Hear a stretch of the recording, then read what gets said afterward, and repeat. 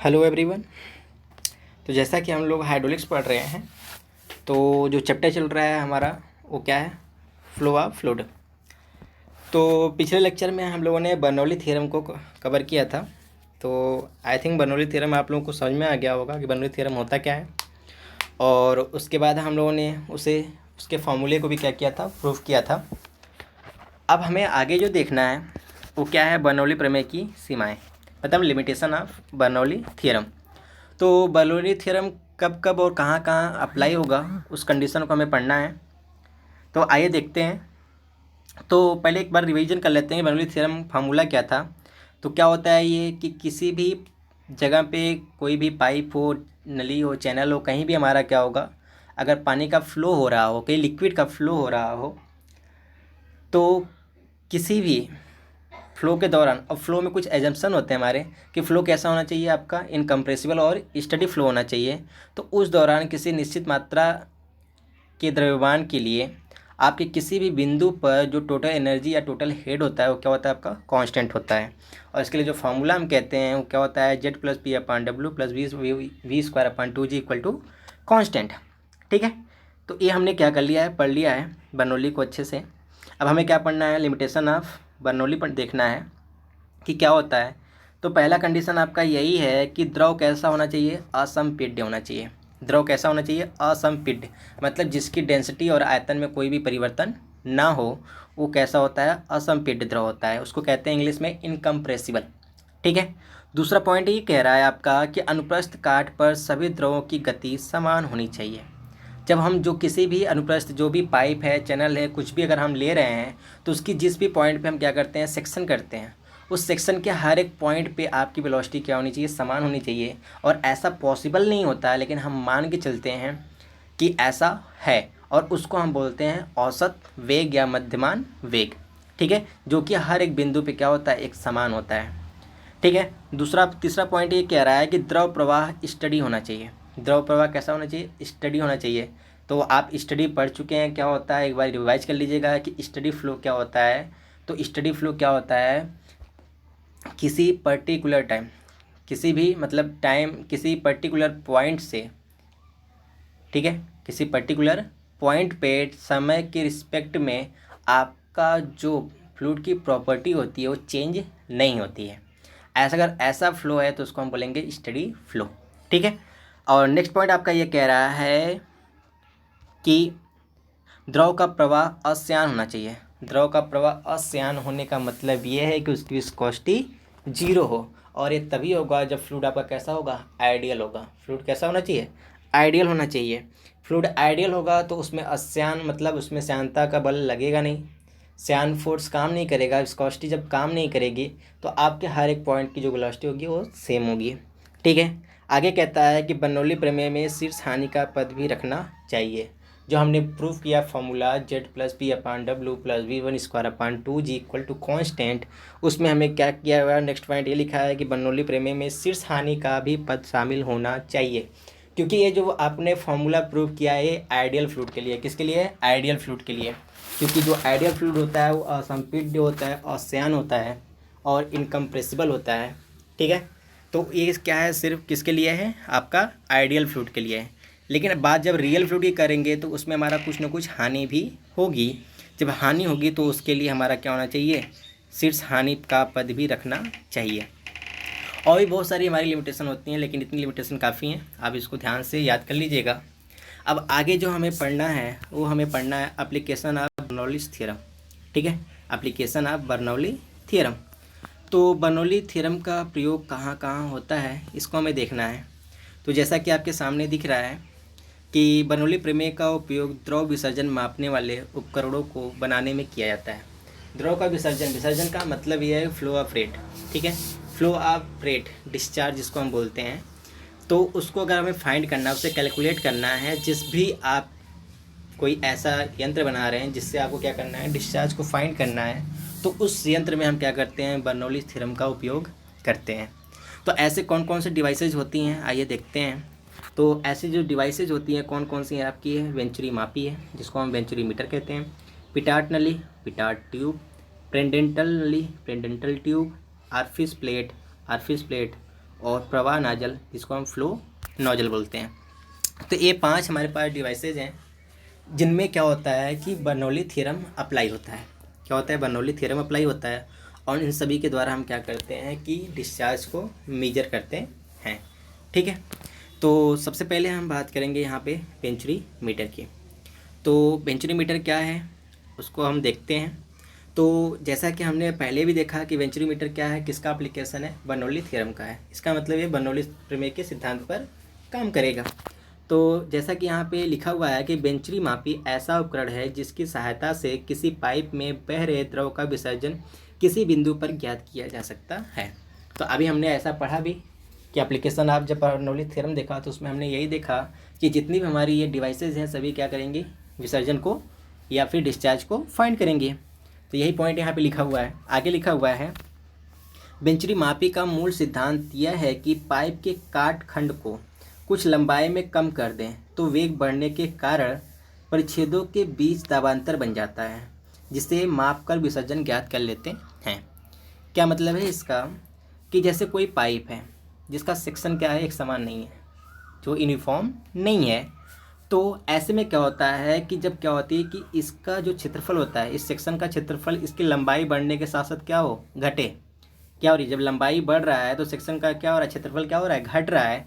तो ऐसे कंडीशन पे क्या होता है कि जो यहाँ की वेलोसिटी होती है और यहाँ की वेलोसिटी में क्या होता है, अंतर होता है। इसका मतलब V2 इज़ ग्रेटर देन क्या हो जाएगा, V1। क्यों? क्योंकि एरिया घट रहा है। तो ऐसे कंडीशन में क्या होता है कि जो प्रेशर होता है P1 वो क्या होता है, यहाँ पे जाके घटता है। तो यहाँ पे क्या कह सकते हैं हमारा कि P2 is less than P1। P2 क्या होगा, घटेगा। तो अब ये क्या हो रहा है, दबांतर उत्पन्न हो रहा है। क्या हो रहा है, दाबांतर उत्पन्न हो रहा है। और इसी दाबांतर को मेजर करके हम क्या करते हैं, विसर्जन को फाइंड करते हैं।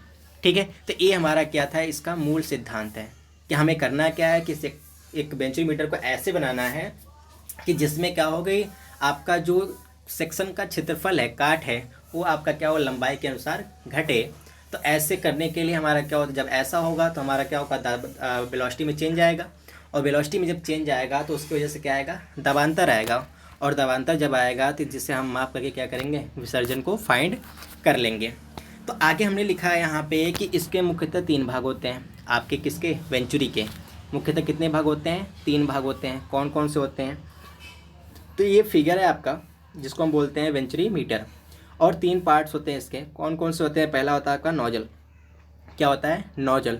नोजल का काम क्या होता है, टू एक्सेलरेट फ्लो, मतलब एक्सेलरेट करना, मतलब जिसकी वेलोसिटी बढ़ाता है। तो नोजल का काम होता है आपकी वेलोसिटी को बढ़ाना। दूसरा पॉइंट है आपका थ्रोट। अब क्या होता है दूसरा, थ्रोट। तो ये वाला जो हिस्सा है, आप पहले इसको ध्यान से देखो, ये यहाँ से लेके यहाँ तक जो ये हिस्सा है इसको हम बोलते हैं नोजल। इसको क्या बोलते हैं, नोजल। अब बात करेंगे यहाँ पे हम थ्रोट की। तो यहाँ से लेके ये वाला जो हिस्सा है ये आपका क्या है, थ्रोट है।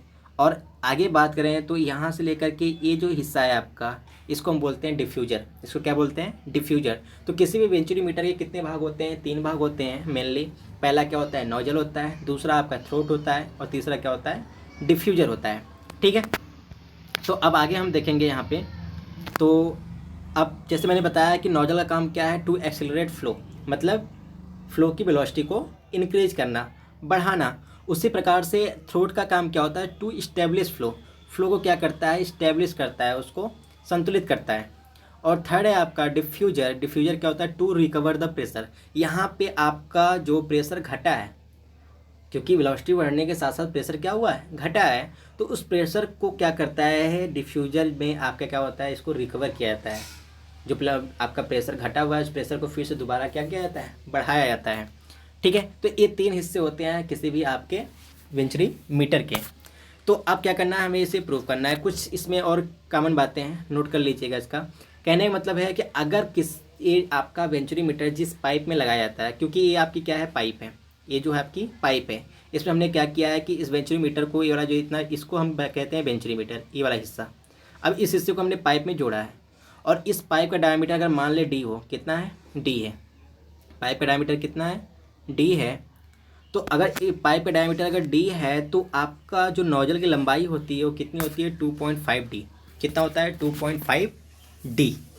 और जो डिफ्यूजर की लंबाई होती है वो क्या होती है, 7.5 डी। क्या होती है 7.5 D। इसका मतलब कि जो डिफ्यूजर होता है वो नाजल के रिस्पेक्ट में काफ़ी बड़ा होता है।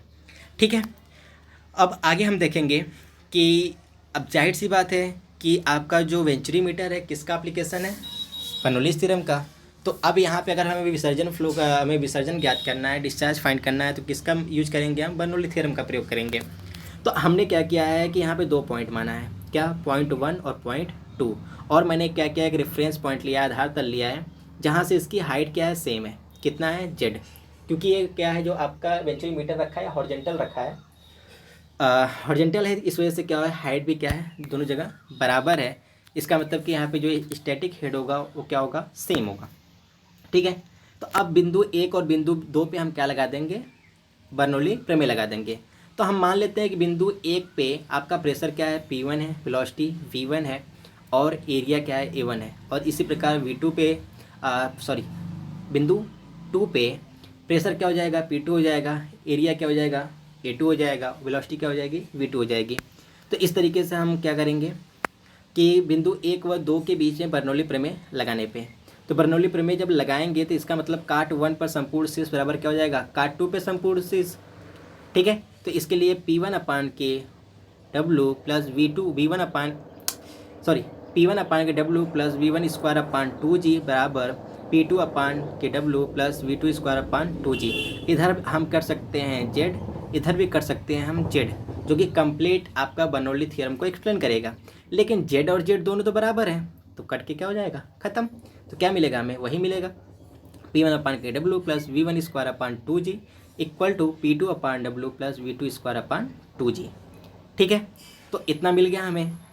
तो अब आगे हमने क्या किया, इस वाले हिस्से को इधर भेज दिया। तो P1 अपान W माइनस P2 अपान के W equal to V2 square upon 2G minus V1 square upon 2G। अब ये क्या है, हमारा प्रेशर डिफरेंस है। ये क्या है, हमारा प्रेशर एनर्जी डिफरेंस है। तो इसी को हम क्या कह देंगे, यहाँ पे जो प्रेशर एनर्जी है यही हमारा क्या है, हेड है। जो प्रेशर एनर्जी की जो है यहाँ पे डिफरेंस है, दाबांतर जो उत्पन्न हुआ है, यही हमारा क्या होगा, हेड होगा। क्यों, आगे देखते हैं यहाँ पे कि अगर मैं क्या करूँ, यहाँ पे एक यूट्यूब मैनोमीटर लगा दूँ, इनके बीच में क्या लगा दूँ, यूट्यूब मैनोमीटर लगा दूँ ऐसे। ठीक है, और इसके अंदर मैंने कोई फ्लूइड भर दूँ, तो अब यहाँ का प्रेशर क्या है, ज़्यादा है, यहाँ का प्रेशर क्या है, कम है। 0.1 का प्रेशर क्या है, ज़्यादा है, 0.2 का प्रेशर कम है। तो आपका क्या हो जाएगा, कुछ इस तरीके से चढ़ जाएगा ये, क्यों, कुछ इस तरीके से आपका लिक्विड, ये क्या है, आपका मैनोमेट्रिक फ्लूइड है, क्या है, जो कि मैनोमीटर के अंदर भरा होता है। तो कुछ इस तरीके से आपका फ्लूइड चढ़ जाएगा। तो यहाँ पे क्या आएगा, आपका दाबांतर आएगा, और ये दाबांतर किसको शो करेगा, एच को। किसको शो करेगा, एच को। तो यही एच हमने वहाँ पे माना है कि P1 अपान के W माइनस P2 अपान के W का मान किसके बराबर हो जाएगा, एच के बराबर हो जाएगा। तो यहीं पे हमने क्या किया है, P1 अपान W minus P2 upon W को हमने क्या मान लिया है, एच मान लिया है। तो यहाँ पे हमने क्या किया, कुछ नहीं किया, P1 अपान के W minus P2 upon W equal to हमने क्या मान लिया, एच मान लिया। तथा सातत्य समीकरण से हम क्या देख रहे हैं, सातत्य समीकरण से हमने ये देखा कि क्या होता है, डिस्चार्ज Q बराबर A1 V1 minus discharge Q बराबर क्या होता है, A1 V1 बराबर A2 V2।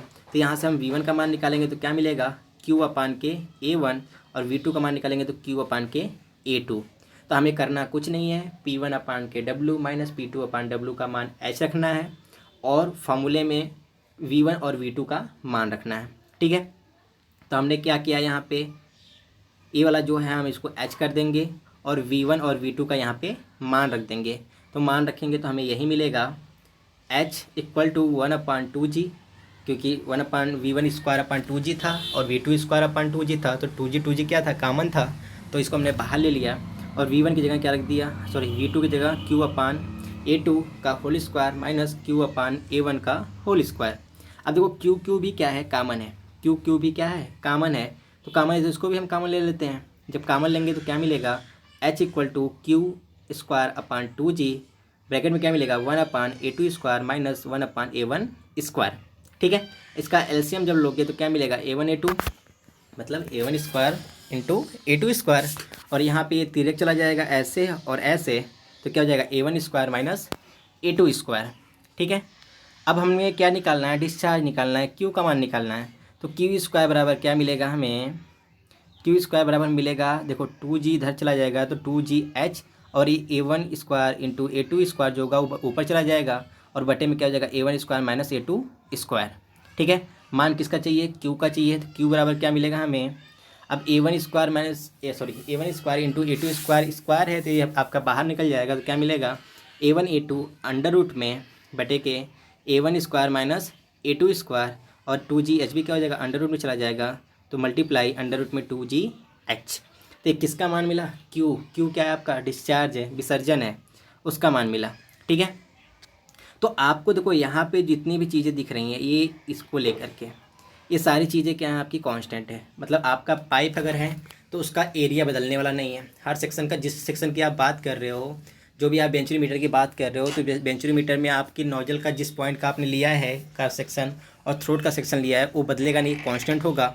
2g आपका कांस्टेंट होगा, सिर्फ बदलेगा क्या, h, किसकी वजह से, प्रेशर की वजह से, कि आपका जो पाइप के अंदर जो आपका फ्लूइड बह रहा है उसका प्रेशर क्या है, उसकी वजह से आपका क्या डिफरेंट होगा, h डिफरेंट हो सकता है, बदल सकता है।